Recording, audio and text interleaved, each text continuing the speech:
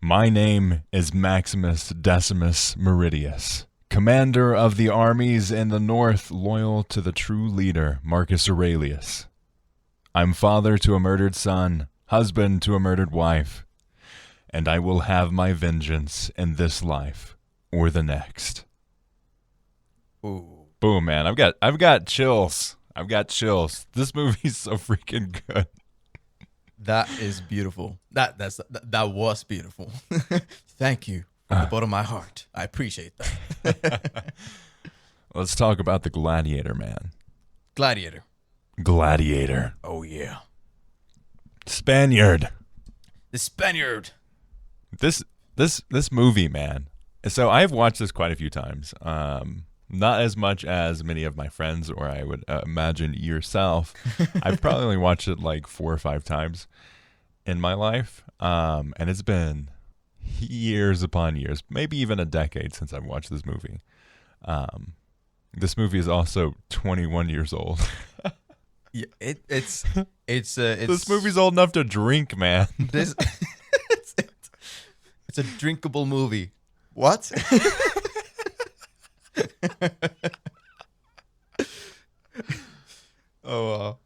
It's really been what, a decade since you last time saw it? It's been a while. Like it's been over at least 5 years, maybe more. But you did see it recently, right? I watched it yesterday. Yeah.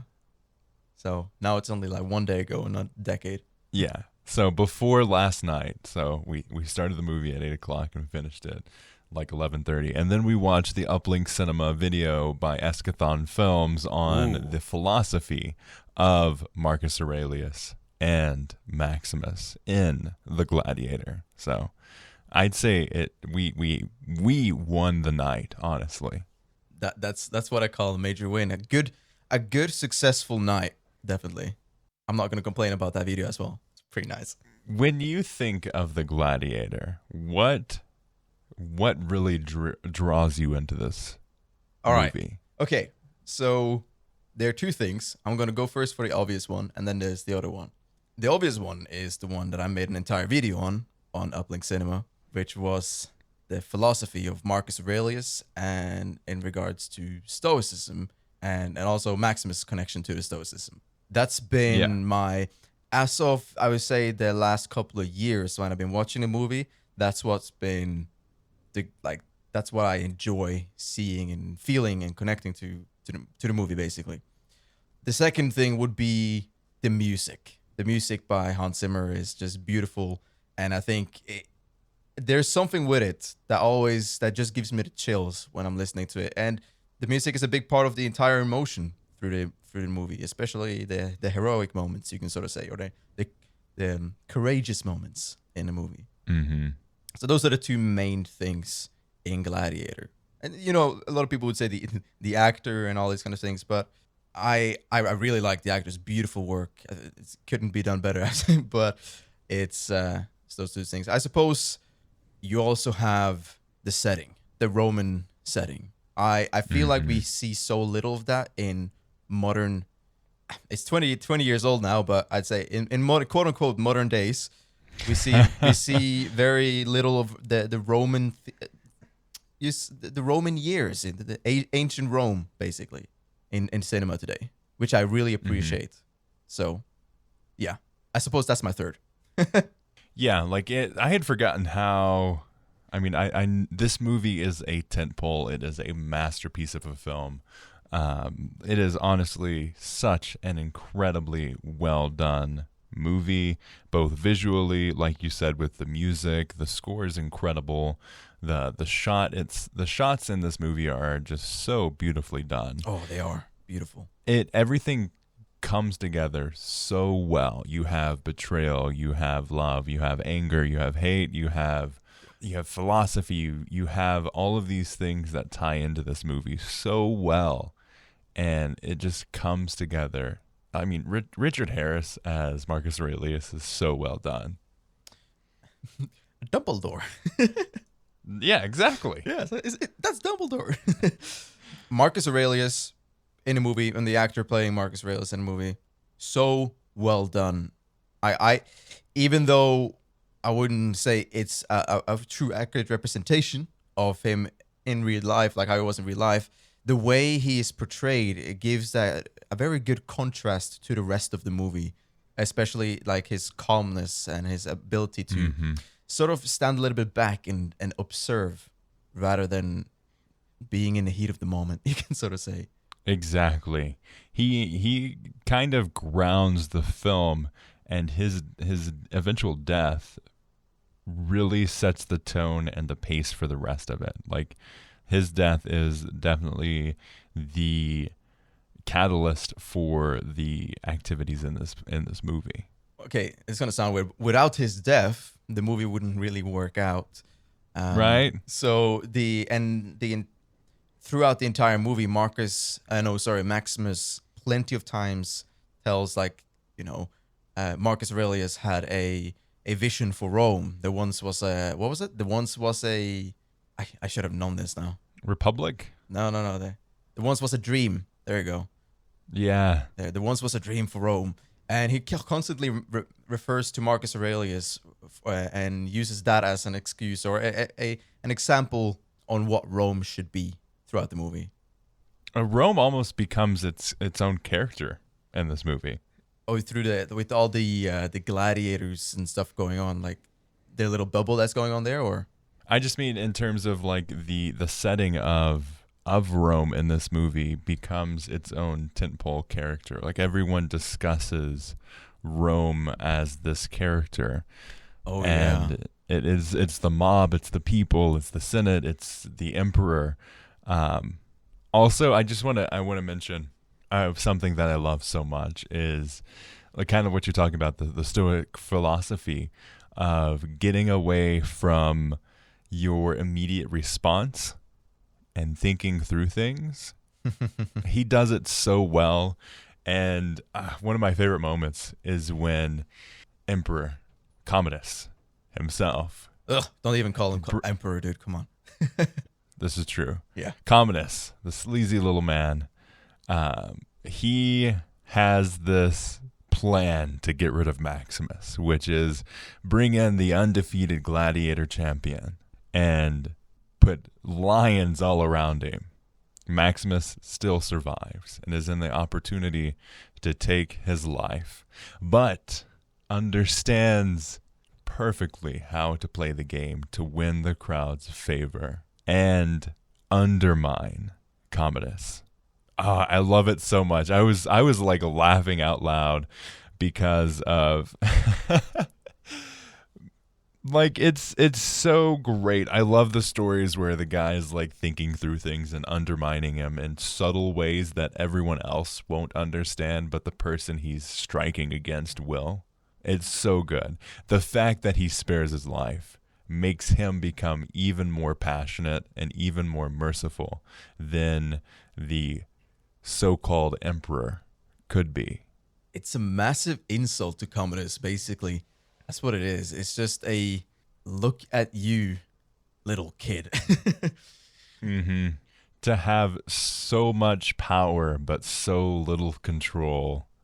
It makes me just wonder, like, if Maximus became the emperor like he was supposed to, do you think he would have left as much of an impact as he did at the end of the movie by being a gladiator who sort of denied the Commodus and got the mob on his side and everything? Because Marcus Aurelius had this giant vision for Maximus. He's not corrupt by the politicians, right? So Yeah. he could guide Rome in the right direction. But he kind of did that already by denying Commodus and basically doing all of these other acts anyway.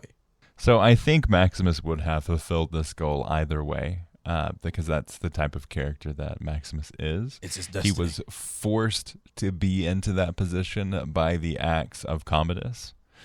The Marcus Aurelius quote, I think it's Marcus Aurelius or Stoic philosophy that what stands in the way becomes the way. That's Marcus Aurelius' Meditations. Yes, is so clear in the actions of Commodus. Maximus was in the way, and he became the way. You could also do it the other way around, where you have Commodus being the obstacle, and you have Maximus being basically the guy that's trying to, well, go through. Uh, you can tell clearly here in the movie that Maximus has an option. He could technically kill Commodus right there and then, but instead of killing him right there and then, like whenever he has the chance and opportunity to, he tries to, instead of just charging right at it, he tries to find a suitable solution to this, a one where it leaves a good enough impact on the rest of Rome that it actually has any purpose, any useful purpose. Like in a philosophy perspective, you could have a boulder, a rock right in front of you. You can either try to figure out a way to remove this rock in a, calm, nice way, or you can use C4 and explode it. But then the problem is all the stone is going to go all over the place and it's going to be uncontrollable. So Maximus takes his time. He also understands, it's Lucius, right? Lucius Malfoy in this movie. The little kid. Yeah, the little kid Lucius understands that the actions that he would have in this moment, he still sees his uncle as like this figurehead. And he still had, like, while Lucius loves the Spaniard, he still does not love him more than the emperor, aka weenie boy Commodus, quite yet. So he also understands that Lucius is a key part of this play, that he can't really sacrifice the hope. Like he still has to understand the actions of Commodus before Lucius could be able to live on further. Also, the incredible moment when Maximus reveals himself and he's surrounded by the Praetorian guards, the Legion, and he sees that it is Maximus, and Commodus wants to murder him so badly, but he cannot because of the mob that is Rome, the strength and the work that Maximus put in to be able to control the crowd and to have so little political or social strength, beginning off being a slave to the point where he has more power than the emperor of Rome himself. And like, imagine though, think about it from like a viewer's perspective of Colosseum. You have a new gladiator who does it really well in the arena, and then suddenly he takes his helmet off and stabs the emperor. That wouldn't really work.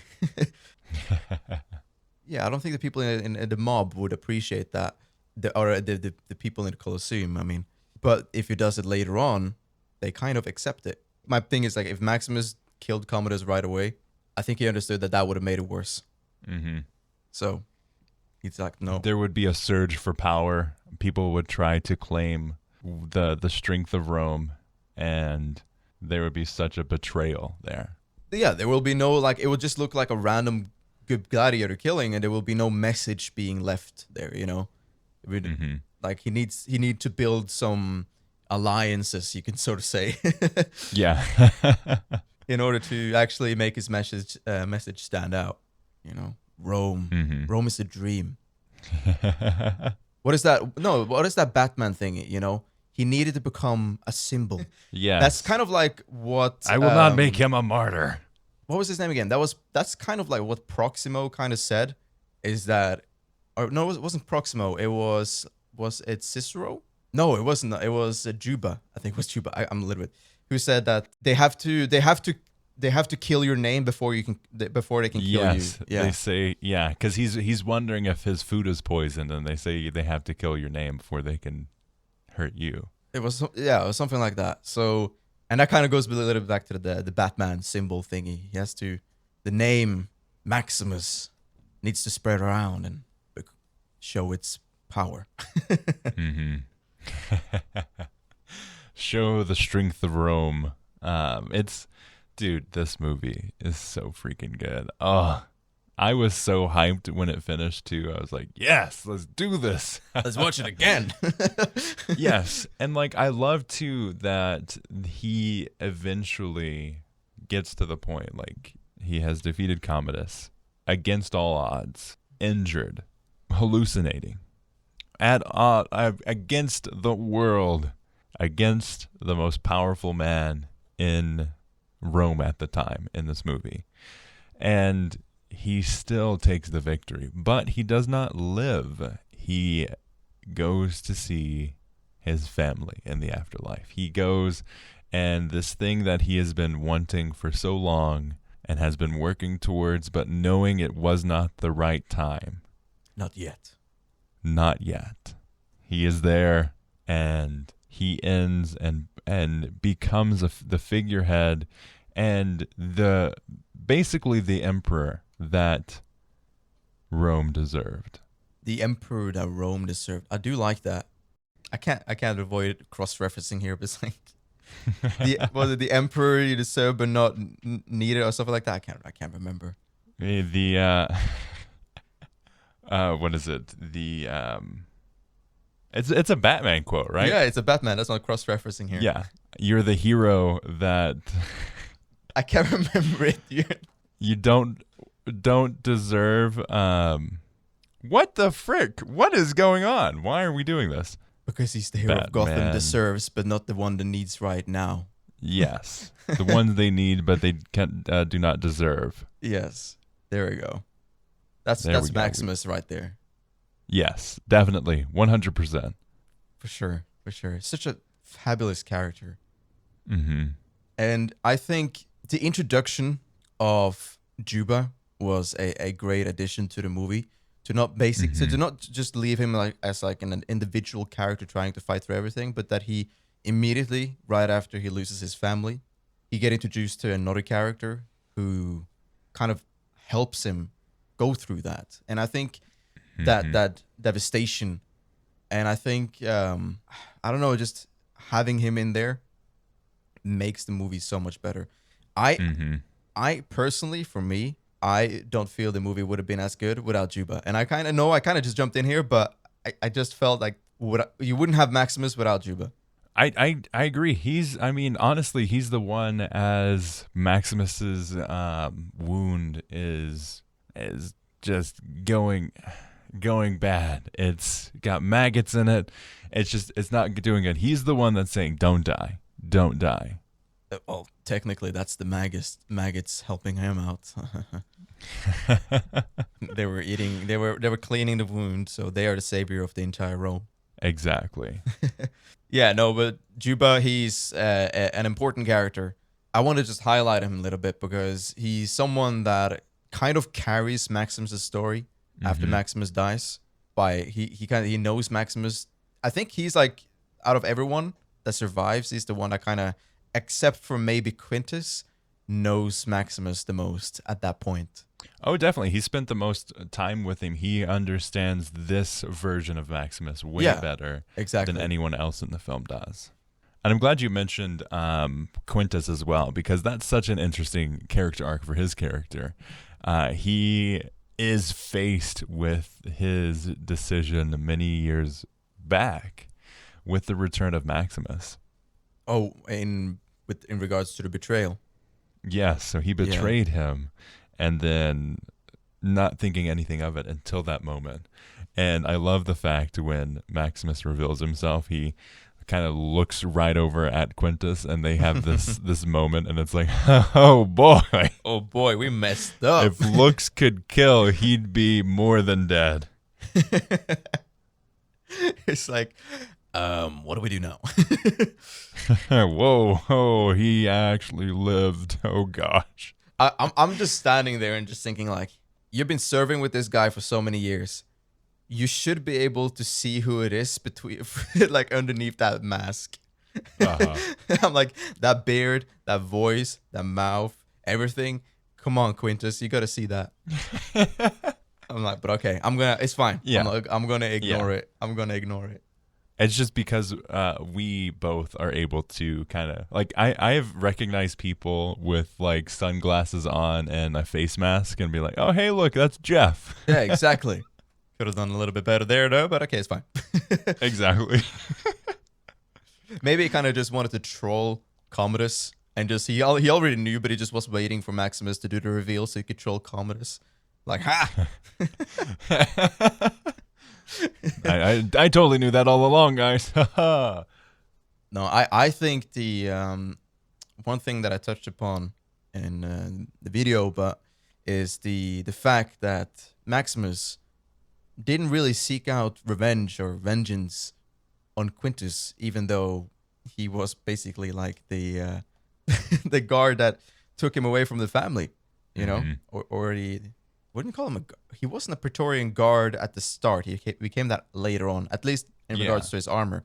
And then you can see later on in the movie that Maximus tells Commodus that I have only one more man to kill, and that's obviously Commodus. But he doesn't say anything about Quintus. He kind of like leaves Quintus alone. I think he understands Quintus's position. While he does not agree with that decision, I think he understands the position that he was in and the decision that he was going to make. Oh, yeah, definitely. And look at it this way.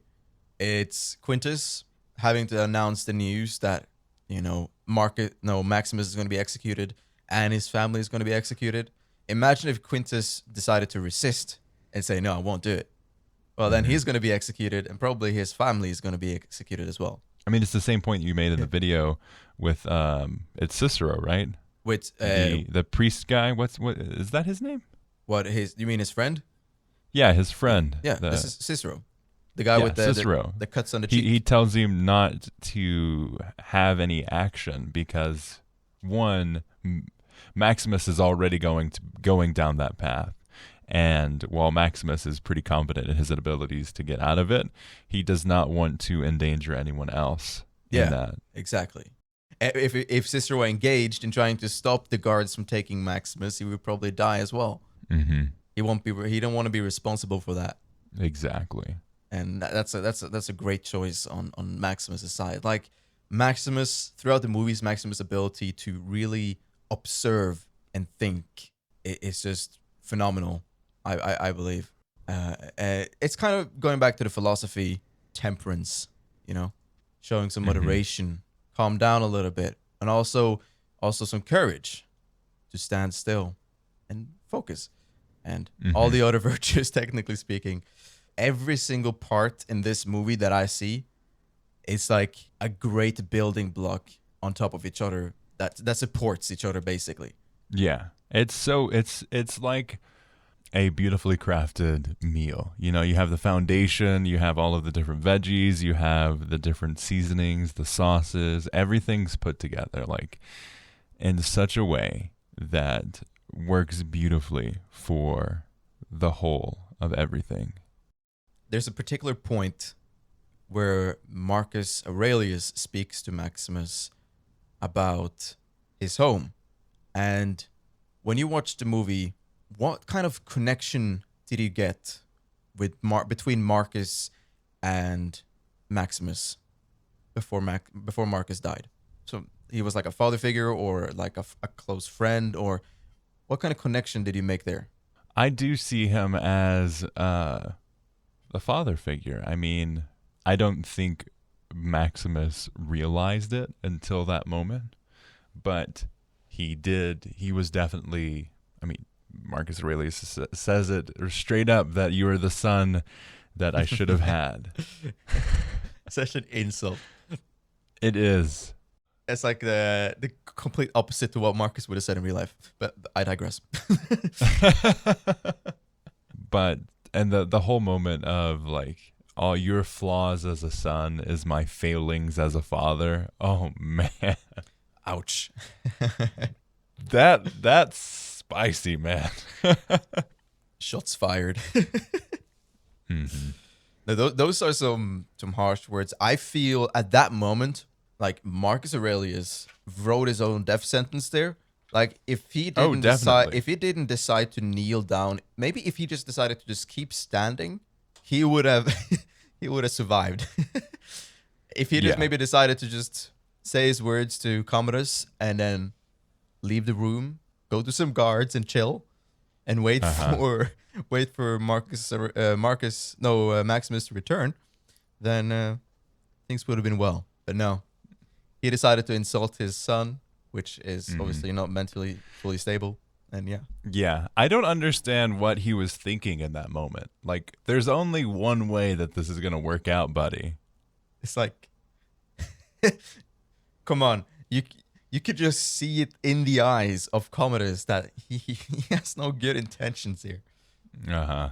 But then again, like Marcus, he did trust his son to accept it. He did say that to Maximus, like Commodus will accept my decision. Mm-hmm. So That's true. maybe he was a little bit ignorant to the fact, and I suppose he didn't really see Commodus that often because Marcus was always moving around and doing battles and was away for months and months. Mm-hmm. So I suppose he wouldn't see his son that often. So there might be, Commodus had been planning this for a little bit. Yeah, I mean, he was so confident that he was going to be the heir, though. So he must have been thinking for a while that it's like, if this doesn't work out, I'm gonna kill my father. I don't know I don't know if he was planning it because he was so confident that he would be the king. Like he says it on their way to the battlefield, that he is so confident that he's going to be announced as the next emperor that I don't think he even would have planned any alternative. But given that moment and the insults raised against him, in that moment he decided that he was going to take it into his own hands and was going to correct the path that he wanted to have for himself. The sudden change that just happens, it's like something in his mind just said, hey, I got an option here. It's so twisted, so so wrong, but it changed the course of the entire movie. Just that those few, within 15 seconds, everything changes in the movie. The movie builds up from like a very heroic character, Act 1, building upwards. Greatness is coming his way. He's going to become emperor, meeting his family again, all these kind of things. Gone, taken away from him, and literally within like after Marcus' death, less than 5 minutes, and he's already fighting in a gladiator arena. Yep. He's done for. He's done for. So much going on there in just that quick moment, but somehow it just works. It just works, and I really appreciate that. And I feel like there is a I don't know if you noticed this, but what is it? I had it in my mind and then I lost it. Damn it. In the movie, what was your favorite quote, if you can remember anything? The movie is filled with Marcus Aurelius quotes from meditations, some adaptations they've done, and also just some ones that they made themselves. Let me think about this here. There's so many good ones, man. So many good ones. I agree with that.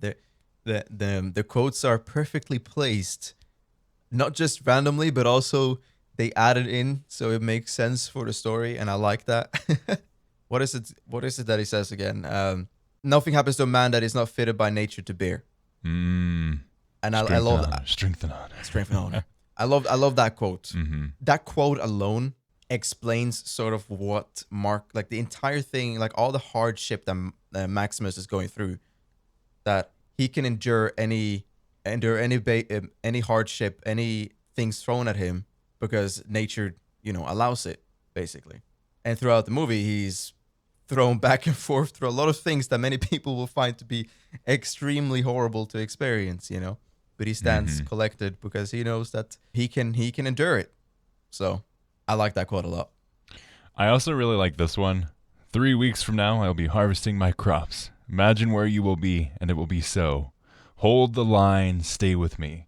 If you find yourself alone riding in green fields with the sun on your face, do not be troubled, for you are in Elysium, and you're already dead. Ha! And then everyone started laughing. Yes. I love that. It makes me smile every time I see that. Mm-hmm. It's just like, it's like a friendship and connection with the soldiers, and I appreciate that. You're in Elysium. It's like one of those things, when you're at school or like you're practicing somewhere and you have this mentor that you respect. He's strict, but you respect him. Yeah. And then he does something like a cool joke that is a kind of like a roast. Yeah. And everyone starts laughing, and you appreciate that guy even more. That's exactly the kind of feeling that he got from Maximus there when he said that to his soldiers at the start of the movie. It's so great. It's so great. So many good quotes, man. So many freaking good quotes. And it's going to be interesting for you when you read Meditations. You're going to see you're gonna see like because this in the movie. So for anyone that's reading, if they don't know what meditations are, is a book that Marcus Aurelius wrote, and is filled with a lot of quotes that he wrote to himself, and they use those quotes in the movie a lot. But they add it in dialogue, not just like one-liners, but literally in dialogue they add quotes that Marcus wrote. So for the average viewer, they won't even hear it. Mm-hmm. It just passes through. But it's gonna be interesting if you read Meditations and you look at the movie back again. You can see, oh. You're doing that Leonardo DiCaprio meme again. Yes. Yes. So for people listening to this, I did buy the book Meditations by Marcus Aurelius. So I will be reading that here shortly. I'm really excited to. I'm proud of you. Thank you. You're welcome. Yeah, I'm really excited to read this book, and I'm really looking forward to seeing kind of the correlations and the accuracy of this movie carried over to the books. And something that I've heard a lot recently from a really good friend of mine. We do a few podcasts together, and we play some games. He's a big fan of Marcus Aurelius, so I'm really interested in seeing that part of things. Talking about me? Talking about me? No? Maybe. Don't mention the times where we end up sitting like 3 hours on a voice chat with me just shooting philosophy at you. This is true. Oh, I love but that. I think with that, though, we'll call this episode an end. This has been fun. And I'm really, really excited about this podcast. And it's giving me an opportunity to watch movies that I've been wanting to watch, have been on my list, or movies I haven't watched in forever with a new perspective. And I've been really enjoying it. It's a truly, truly great experience talking Stoic philosophy with you, Sage. Yes. Yes. It's very enjoyable. I want to make that epic. I tried to make that epic, but it didn't work. But if you do enjoy this podcast and are looking forward to future episodes, definitely do hit the subscribe button and make sure you hit the notifications and like the video, comment, tell us your favorite thoughts and moments in this movie. What are your favorite Gladiator quotes? Let us know in the comments, and we'll see you in another episode of Uplink Cinema, the podcast. What you do now echoes in eternity.